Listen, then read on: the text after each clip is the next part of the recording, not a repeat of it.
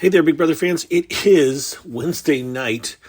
It's about 11:40 p.m. Eastern Time, 8:40 Big Brother, a.k.a. Pacific Time. And we're just like an hour and 20 minutes out from... Heck, we're only 50 minutes out from the feeds going live. So I just wanted to do a really quick thoughts on tonight's premiere episode.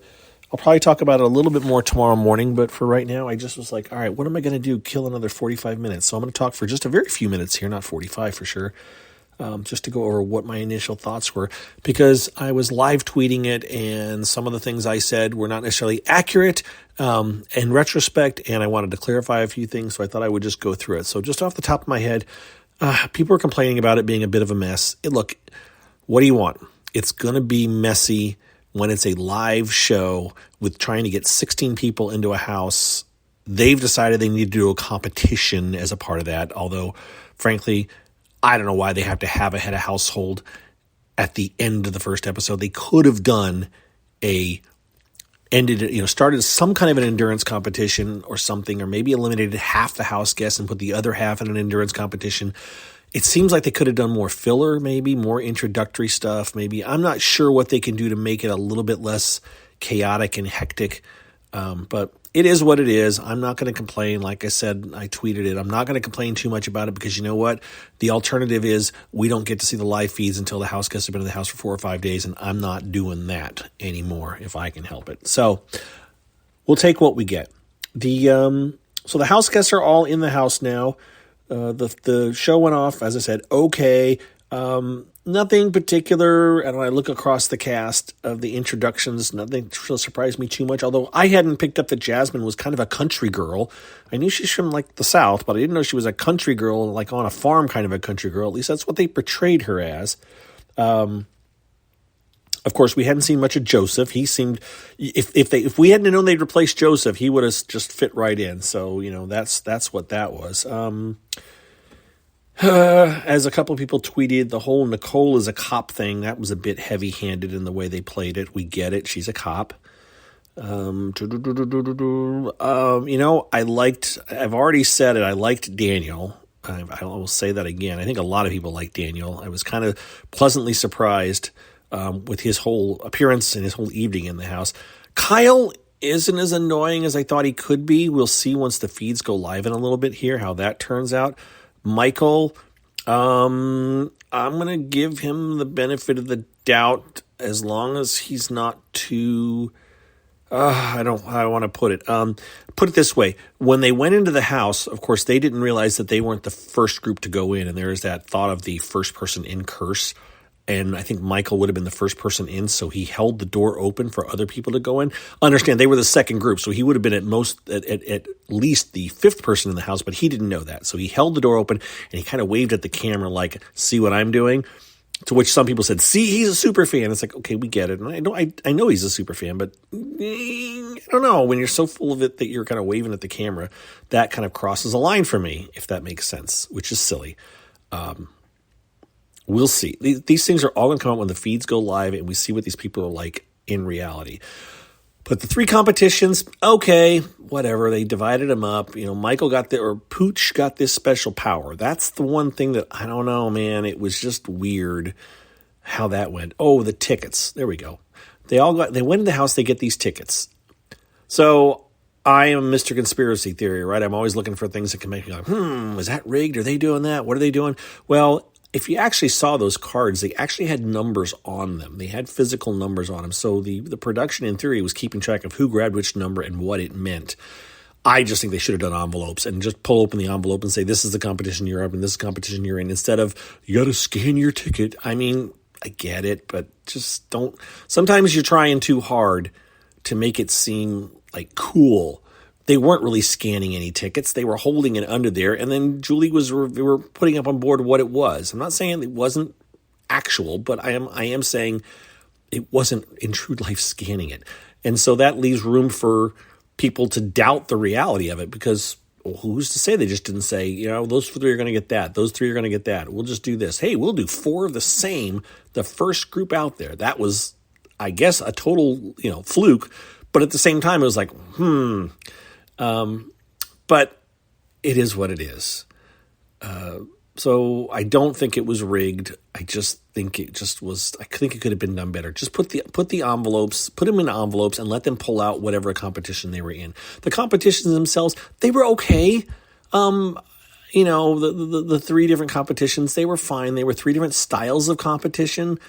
Kind of in the vein of we're doing different kinds of competitions, even a mini kind of endurance competition. Now people are like, how could that be so short? My only thought was that those bars were either, I don't think they're very slippery, maybe very small, or just hard to hold on to. Like maybe they were kind of rolled. Maybe they weren't, static, and if you held on to it, they just kind of would roll under your hands, and you had to keep adjusting yourself. So it was just hard to hold. Obviously, they knew the house guests were not going to last very long holding on to those. Now, what are the problems here? Well, as it turned out, 3 men won the competition. So Pooch a man gets the card, the backstage manager card, and then 3 guys win the 3 lead ups to the head of household competition. So it's you have 4 men winning the first 4 things, followed by one of those other, those final 3 men winning the head of household. And then what does the business backstage manager do? But nominates 3, basically that doesn't nominate, but selects 3 women for what is considered a punishment by pretty much everybody. It just didn't look good. And Pooch is the one guy that follows me. I'm like, I'm going to root for Pooch. Pooch is a fan. He's a fan too. It's like, okay, this guy's a fan. I'm going to root for him. And then he does that.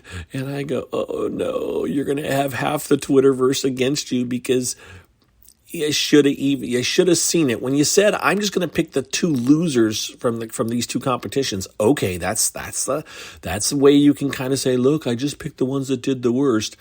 As it happened, the first 2 were women. But then you turned around and you went and said, well, I can't pick. There was no loser in the piercing competition, so I'm just going to pick you. I don't know why he picked Brittany, but he said you in the blue dress. But I think both Brittany and I think it was is it Taylor or Nicole, whoever the other woman was, is wearing a blue dress as well, I believe.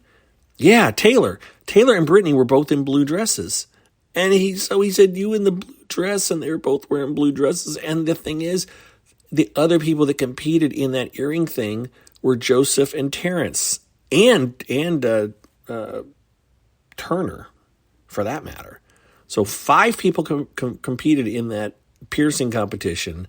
3 of them were men and 2 of them were women. And yet he picked one of the 2 women of the bunch to join the other 2 women to be the 3 backstage people. That just was like, oh God, he didn't read it correctly. I'm thinking in retrospect he would have done it differently, but you got to be thinking of that kind of stuff because it just optically it doesn't look good.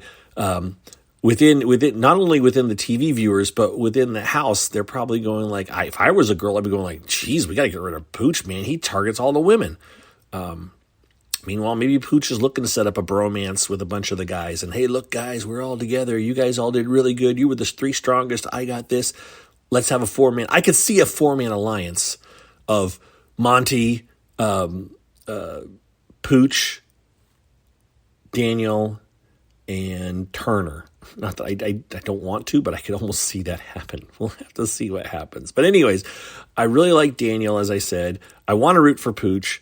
I don't have any super strong feelings about anybody else so far. I think that Nicole's going to be pretty strong. I want to see Indy do well, just because for some reason I do. And I'm Michael. Okay, Michael, maybe. Yeah, maybe. And Terrence, got to root for the old guy, right? So overall, it is what it is. Now we're at 11:50. The show starts. The feeds kick off in 40 minutes. So I'm going to post this and get it up there. I'm trying to think if there's anything else that I saw that I wanted to comment on. The diary room entries. I was reminded by someone who was on Big Brother last season in a DM, actually. Like, no, dude, those are recorded earlier. I know they were recorded earlier, but I was saying maybe the show wasn't live because they had time to insert those video clips at different places. What I forgot is that they did the same thing last year, but I wasn't really paying it. Last year, remember, let's for those of you that don't know me and have no clue, last year I was in Las Vegas. I was watching the show on delay because I had gone on a helicopter tour of the Grand Canyon that night. I was out there celebrating my anniversary with my wife, and the day before had been our anniversary. Today's our anniversary, actually, now, since we're a year later. I was flying through it because I wanted to get it all watched before the feeds kicked on shortly after that. And so, yeah, I forgot that they showed the same kind of clips last season. But the clips were recorded a few days ago whenever they did these pictures and everything, because they're all wearing the same thing in these pictures that we have as they were on the show. They just kept them in the same outfit. So wear that outfit. That's the outfit you're going to wear when you go in. Wear it when you get your pictures taken. Wear it when you go in the diary room, do those things.